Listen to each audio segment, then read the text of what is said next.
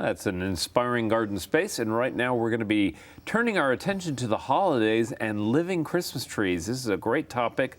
I'm joined by Dina Spellman from Bastrop Gardens. Welcome back to the show. It's always great to see you. Thank you, Tom. It's always a pleasure to be here. There are a lot of good reasons for, choosing a living tree, aren't there? Yes, there certainly are. I've been in the business a long time and seen far too many trees not get used and go to waste the day after. And this is something that can give you pleasure year after year instead of just a season. And you can grow them you can put them out on your patio and have them that way, or you can bring them inside and decorate them as long as you kind of pay attention to where they are and how long they stay inside, right? That's exactly right. You want to make sure you provide for any humidity because our houses are pretty dry compared to the humidity outdoors. Right. Well, we can talk about that, but let's dive in and start talking about the trees themselves. Okay. A Leyland cypress is a plant that I've seen in the nurseries a lot, but actually I don't know that much about. Leyland cypress is just a beautiful conifer that makes an excellent specimen outside, grows like a Christmas tree, is a conifer like a Christmas tree, and is just very easy to grow, good drainage, rapid growth, gets to 20 to 30 feet tall. So it can anchor a property, it can be a barrier.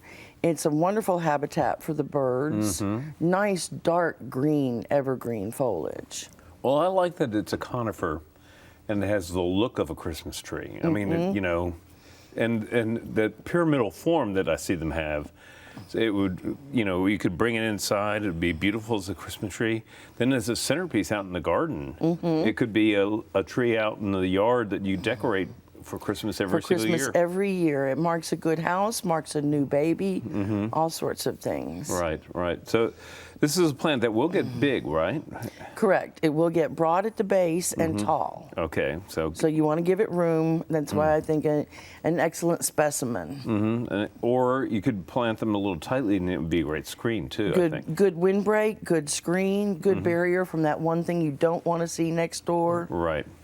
So this is at the top of our list. This is Leyland cypress, and commonly available in local nurseries. Commonly available and a good quick grower as well, which I'm always asked for. Oh yeah, everybody wants something that's going to grow fast. Now the next plant on the list is a variety of Arizona cypress that has become really popular. Yeah, she's magnificent. It's blue ice, beautiful silver green foliage. Again, conifer grows quite tall. The visual that we've got up there shows you them up against a 10-foot door. So that shows you their height. They can easily reach 20 to 30. Evergreen, excellent bird habitat. Right. Again, good screen, good barrier, good blockage, or just something to create the garden around. Right, and this is a plant that will grow in a wide range of soils. Caliche. Wide range of soils, but drainage is the key. So it's one that you might want to dig the hole first and make sure it drains quickly, so that you know how to adjust your amendments accordingly. Right. So if it doesn't drain quickly, make sure that you plant it high and maybe add some sand into the mix. Add a little sand, or maybe a little bit of the perlite or the vermiculite or the lava sands. Those kinds of things will really help with the drainage. But I love the look of this plant. I can see it decorated for Christmas. I can see purple and red decorations on there and how beautiful they look against that silvery foliage. Or even if you just put some white little tinsel lights on it, it's just magnificent. All right, so Arizona cypress, and the variety name again? Blue ice. Well, that sounds like a good Christmas tree. Good Christmas tree, yes, sir. Absolutely. Okay, the next one is a plant that you and I both love. It's the Nellie Stevens holly. Yes. And holly, of course, has been associated with this time of year forever. Forever. Beautiful dark green glossy foliage, red berries for your, not only for the red and green color of Christmas, but also to provide your cardinals and large birds with food for the winter season as well. Natural conical shape, so it doesn't need much pruning at all. Shaping only is what you want for that one. Yeah, I've gardened a lot with this, and I'm amazed by how well it keeps that pyramidal form with such a minimal amount of pruning. Yes, absolutely. It's one that you could buy, almost year after year and make yourself a nice hedgerow out of. Yeah, that's a good idea, actually. And you Yeah. get that nice variation in the growth, In the growth. Yeah, Yeah. make it look like it was something natural if you And what you mix clip them off up. of it, you can use inside in the interior for your decorations, anything that you want True. to. And it's a tough performer, Very loves the tough. sun. Again, pretty adaptable in terms of soil. I think it would probably do better on the eastern side of our region than the It does west. very well in the Bastrop region of the area. It certainly does. And what I like to do is make a property barrier with this one, especially for people that are on busy streets that have a lot of noise. Put a few of those Nellie Stevens in, and that wide base takes care of the noise. But specifically for Christmas, she doesn't need any shaping at all. Just put a nice red wrap around the bottom of the container, and you've got your green and your red, and Right, there you go. there you go. It's a ready-made Christmas tree. Southern wax myrtle is one that I would never have thought of, but after seeing that you recommend it, I can see why. Well, if you get the southern wax myrtles that are pruned to be individual trees and not the shrubby ones, they're very nice little trees. They have the smell of bay through them. They have a little yellow flower on them for the bees. They berry for the birds as well. They adapt to any soil. That's the thing I really like about the southern wax myrtle. It's a native that can go wet feet or dry feet.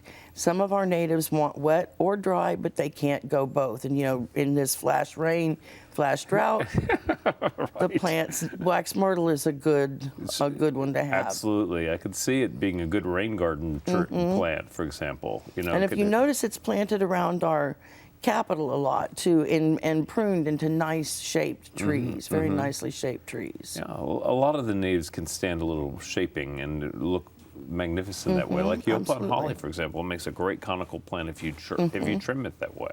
It just takes a little bit of work.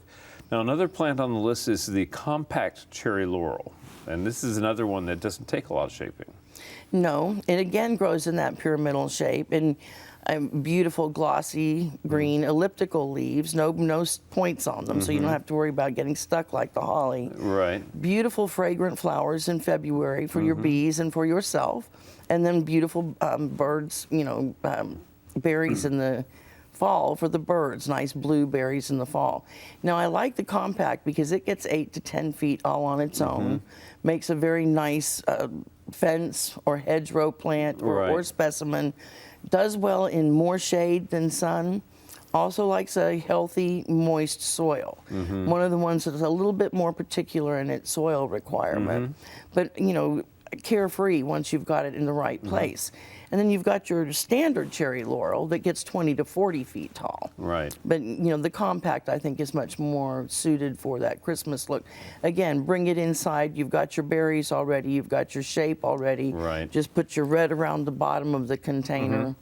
And if you're worried about the humidity barrier, Yeah, you can that's- always put some ice cubes or ice on the soil of the plants in their containers, and that ice will slowly melt and water the plant for you, and also create the humidity going up through the plant. Yeah, I was going to ask for some tips on keeping them alive. And people shouldn't keep them in the house for more than a couple of weeks, I would think. No, that's not one you want to keep till Valentine's Day or anything like that, like Right. some folk like to do. It's one you want to get in, and then, give it maybe for New Year's, get it planted, your Right. New Year tree. Okay. Well, you've also brought some beautiful baskets, and I real quickly just want to say how delightful they are. And these are just cut asparagus ferns and mixed with some seasonal color, and it would be great for the front door. Always want to dress at the holidays, so this is just a little bit of asparagus plumosa, a very nice pyramidal variety, with your winter snapdragons and your violas. They're beautiful, and we so appreciate you bringing them along. And as always, it's been fun talking with you. Thanks for bringing the plants and for the great ideas. Well, thank you. It's my pleasure. Coming up next is Daphne.